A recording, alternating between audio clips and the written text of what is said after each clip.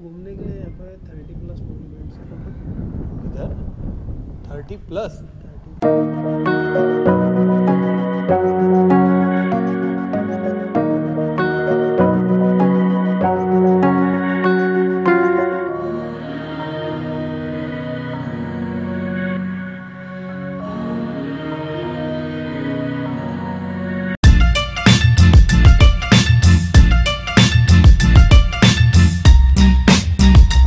तर फायनली सानिध्याच्या छायेतून निघून आता सानिध्यातून आम्ही बाहेर येतोय।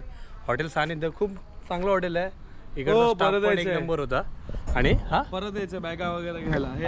आता आमचा चेकआउट तर झालंय, फक्त बॅगा मी समोर ठेवलं कारण समोर चांपानेर सिटी आहे, आपलं चांपानेर फोर्ट आहे, तर आपण ते आधी बघूया आणि मग इथून गिरणासाठी मग रवाना होऊ। आता जाऊया चांपानेरला, चंपाला बघायला जाऊया चांपानेरला। आता जस्ट मागे नाश्ता केला आहे आणि आपल्या मागे इथे चांपानेर सिटी आणि त्याची एंट्री इथून आहे आणि बाईक आतमध्ये जाते, तर हे जरा ऐकायला इंटरेस्टिंग वाटतंय। बघूया आता। Good to go?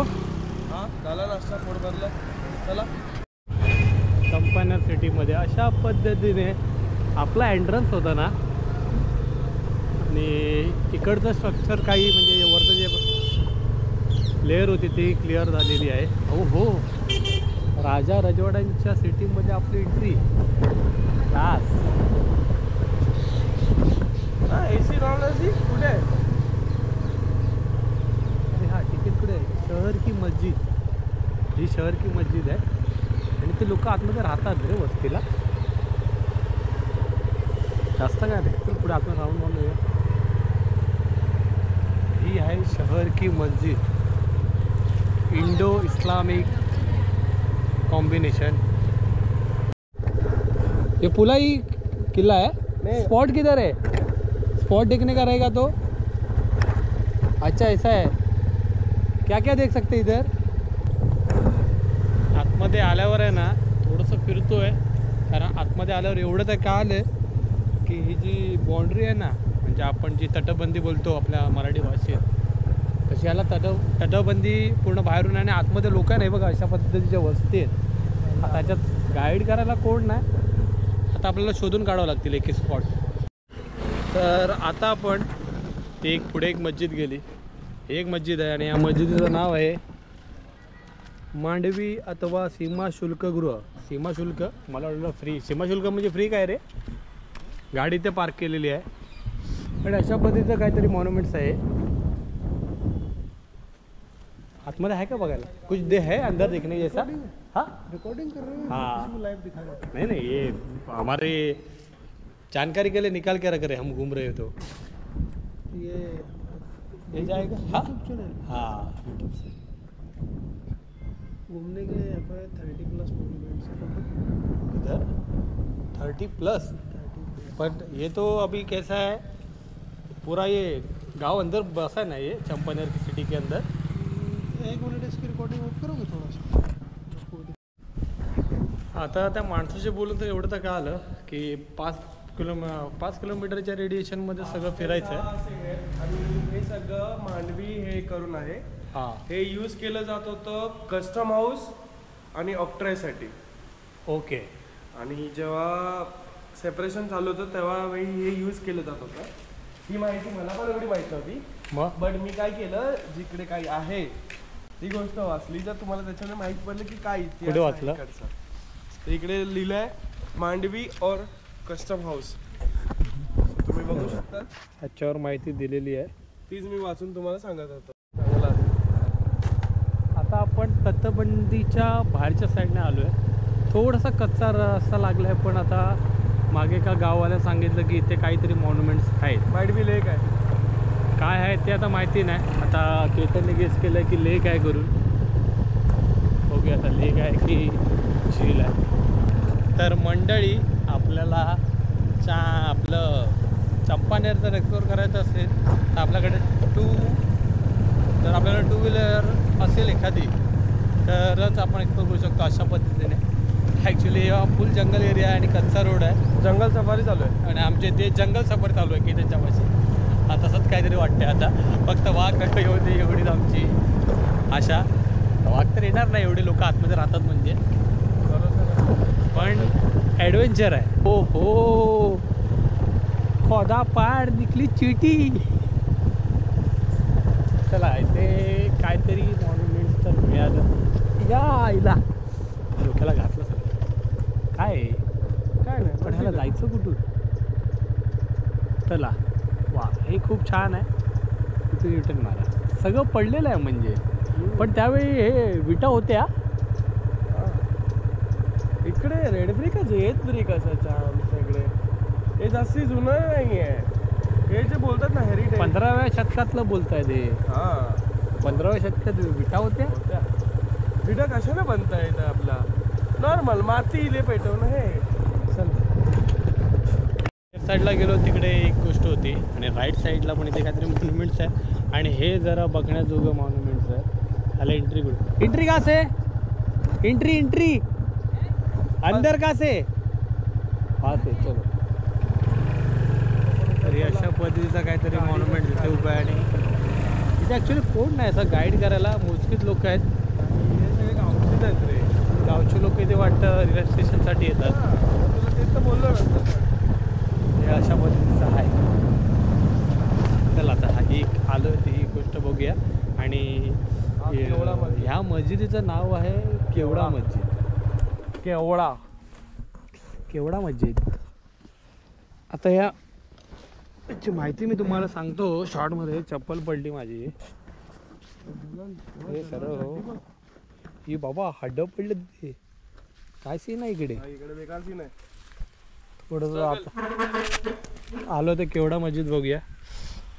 Gardening maintain आहे, पण काहीच लोक नाही. महमूद बेगडा के शासनकाल में निर्मित, म्हणजे 15व्या शतकातलंच आहे सगळं. केवड़ा मस्जिद का आधार आयताकार है एवं इसका प्रार्थना कक्ष 2 मंजिली है. केंद्रीय मेहराब के दोनों ओर की मीनार सुंदरता के तराशी गई है तथा इसके आले बेटा बुटो तथा जाय में अंगलंकार सजिद है. थोडंसं डिफिकल्ट आहे कारण टिपिकल उर्दू लँग्वेज आहे. आणि हे अशा पद्धतीचं काहीतरी स्ट्रक्चर आहे. आतापर्यंत आलो त्याच्यामध्ये एक आत्तापर्यंत तरी स्पॉट मिळाला जो आहे बघण्यात बघा. ठीक आहे, थोडं आतमध्ये जाऊन आपण एक्सप्लोर करूया.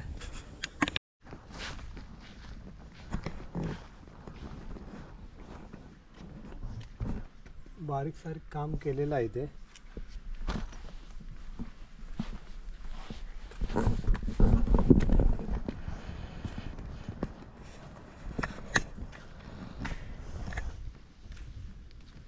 अशा पद्धतीचा काहीतरी मॉन्युमेंट्स आहे ते.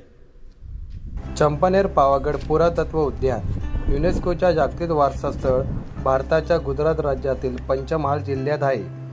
हे चंपानेर या ऐतिहासिक शहराभोवती वसलेले आहे. हे शहर 8व्या शतकात चावडा वंशातील सर्वात प्रमुख राजा वनराज चावडा याने वसवले होते. त्याने त्याचे मित्र आणि सेनापती चंपा, ज्याला नंतर चंपाराज म्हणूनही ओळखले जाते, त्याच्या नावावरून हे नाव ठेवले. 15व्या शतकाच्या उत्तरार्धात ते 16व्या शतकाच्या सुरुवातीस हिंदू आणि मुस्लिम संस्कृती आणि वास्तुकला यांच्यातील संक्रमणाचे दस्तऐवजीकरण पार्कमध्ये केले आहे. विशेषतः सुरुवातीचे इस्लामिक आणि मुघलपूर्व शहर जे कोणत्याही बदलाशिवाय राहिले आहे, ते 2004 मध्ये युनेस्कोच्या जागतिक वारसा स्थळ म्हणून नोंदवले आहे. एवढं सगळं छान सुंदर कोरीव काम आहे मस्जिदीच्या आतमध्ये, पण काही हरामखोर लोक येऊन हे अशा पद्धतीचं कोरीव काम करतात. लिटरली कोरलं आहे. हेरवी आपण लिहिलेलं बघतो, पण हे आहे ना कोरलं आहे कोणीतरी. काय बोलायचं. मग तुला हेच बोललो ना, लव स्पॉट. चला आता काय जाताना एका दुसरा स्पॉट भेटला तर बघू. कारण ते चंपानेरमध्ये सगळं ओसाड पडलं आहे आणि पाहण्यासारखं म्हणतात ना, म्हणजे फक्त बघायचं निघायचं आहे, एक्सप्लोर करायला मिळत नाही म्हणजे इन डिटेल. कारण ते गाईड वगैरे असं काय नाही, फक्त असे मॉन्युमेंट्स अशा मागे आहेत, तसं आहे इकडे आहे. आणि ते पण हे जरा चांगल्या कंडिशनमध्ये आहेत.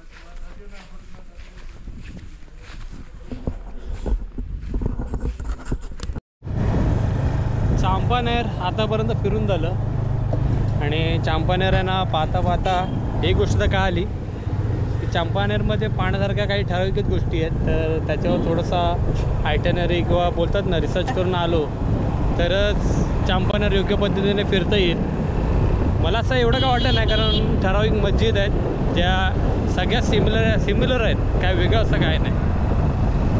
बाकी आता चाललो आहे गिरनार, कारण गिरनारचा आता जवळजवळ 400चा टप्पा आहे, तो आजच्या दिवसात पार करायचा आहे आणि हा मोठा टास्क आहे आजच्या दिवसासाठी. तर ह्याच्यासाठी तुम्ही किंवा आमच्याबरोबरच राहावा, कारण हा पूर्ण पॅच आता एवढं सगळं झाल्यावर जवळजवळ आता दुपारचे वाजलेत 12. गिरनार गाठणार कधी आणि करणार कधी, कारण एनी बिफोर 3 डेजमध्ये आम्हाला बाकीचे स्पॉट क्लिअर करायचे. आणि ती बघा आमची ग्रीन गाबले रात्रीपासून इकडे मस्त थंडी हवेत उभी आहे, थंडी पडली असणार. रात्री काल संध्याकाळी लागला. अशा प्रकारे फुल लोड झालेलं आहे आणि हे रिसेप्शन आहे सानिध्य हॉटेलचं. आणि पावागडमध्ये जर तुम्ही येत असाल तर सानिध्याच्या सानिध्यात नक्कीच राहा. आणि इकडचे ओनर आहेत. सर आपका नाम? केतुल.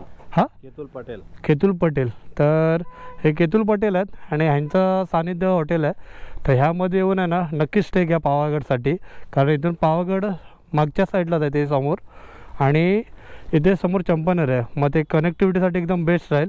तर कॉन्टैक्ट केतुल पटेल और इनका कॉन्टैक्ट नंबर है ना भाई, मैं यहाँ पे नीचे दे रहा हूँ.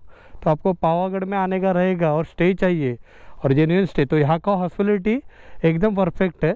तो आप यहाँ पे आके श्योर विजिट कीजिए. चलिए केतुल भाई, थैंक यू. चलो मिलेंगे फिर कभी. चलो. This ain't over.